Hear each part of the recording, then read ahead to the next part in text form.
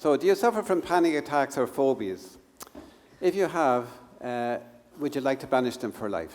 So I'm going to teach you about the world of the gunslinger and a technique called flooding.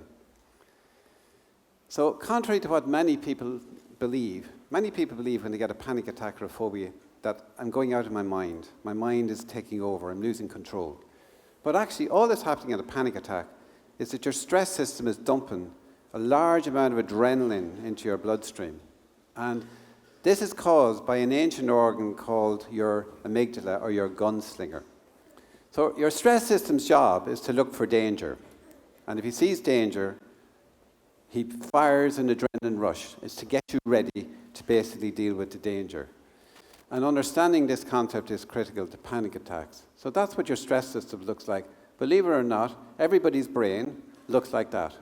The front part is your logical brain, the middle part is your emotional brain, and in the middle of that is a little area called the stress box or your amygdala. And his job is to send information down when you're under pressure to release adrenaline if you're acutely stressed, and cortisol if you're chronically stressed. But the boss of your stress system is a guy called the amygdala. He's a very ancient organ that sits in the middle of your emotional brain. It's there from the time of the dinosaur. And this guy, his job is to look for danger and fire. And when he fires, he activates adrenaline. So it's your fear hormone. Now, these are the symptoms you get when he fires. Your heart goes fast, your stomach goes into knots, you're shaking, you're sweating, your mouth goes dry, and this terrible feeling of dread. And this gets us ready to run from it. So to tell you how this guy works, I'm going to tell you about meeting a leopard. Now, how many of you here have met a leopard at 3 in the morning? I can guarantee it's a very frightening experience. So what actually happened was, the gunslinger saw the leopard before I did. And suddenly I froze. And suddenly I was shaking, sweating, stomach in knots, mouth dry, heart pounding, and this terrible sense of dread. Exactly the same as you get in a panic attack. So what was actually happening was the gunslinger saw the leopard, got me ready to run to escape the leopard, which is what I did. So I ran back to the house, and 10 minutes later, everything went back to normal. The trouble with this guy is, he's a very ancient organ, so he acts without thinking. He draws and fires without thinking. He's very stupid, and he's a very long memory for fear or danger. So the problem with this guy is that in a panic attack, he fired. So this is John, he's 16, he's studying at home, and suddenly his heart's beating quicker, shaking, sweating, stomach in knots, mouth dry, muscles all tense, dizzy, throat closing in, and a sense of dread. It's never happened before. Welcome to panic attacks. There's no obvious trigger. They last for 5 to 10 minutes if you do nothing with them, and they'll last for an hour if you try to stop them. So if there's anybody here who suffers from panic attacks or gets very anxious and gets lots of physical symptoms, because the big message I want to get across to everybody today is that anxiety is incredibly physical. And if I don't understand these physical symptoms, I'm never going to be able to deal with them. Because everybody's talking about what's going on in my head, but nobody's telling me what's going on in my body.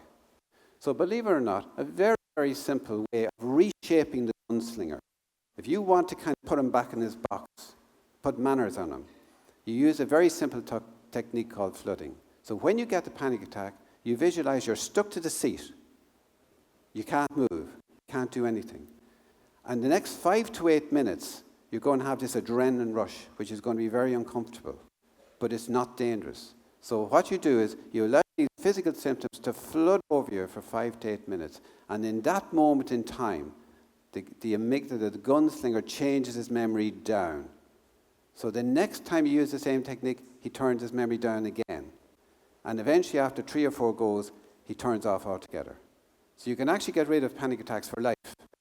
Never try and do breathing exercises or any other behaviors to try to stop it. Just plonk and go with the physical symptoms. Remember, the more you try to stop the gunslinger, the more he'll fire. The more you go with him, the more he calms down. So the real secret to panic attacks is to learn to go with your irritable gunslinger. What happens to you in social anxiety? Imagine that you're going out to see a group of your friends tonight, and you suddenly find yourself incredibly anxious. And you're really embarrassed. What's going to happen when I get there? They're going to see these symptoms of anxiety. They're going to see me blushing. They're going to see me sweating.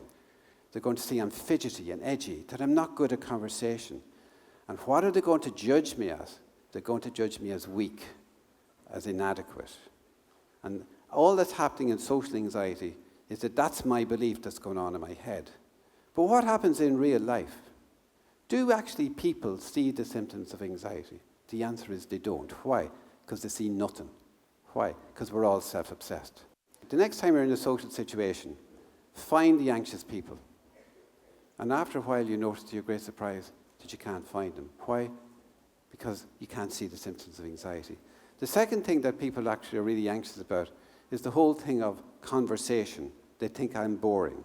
But remember, the big thing in a social situation is that your perception is that everybody will see you anxious and think and judge you accordingly. The reality is people see nothing. And if you don't believe me, I'm going to ask you one question. The last time you talked to somebody in a social situation, can you remember what they were wearing? So the reality is, and I'm going to give you this final thought, we get rid of your social anxiety when you realize one important thing: you're not as important as you think you are. Thank you.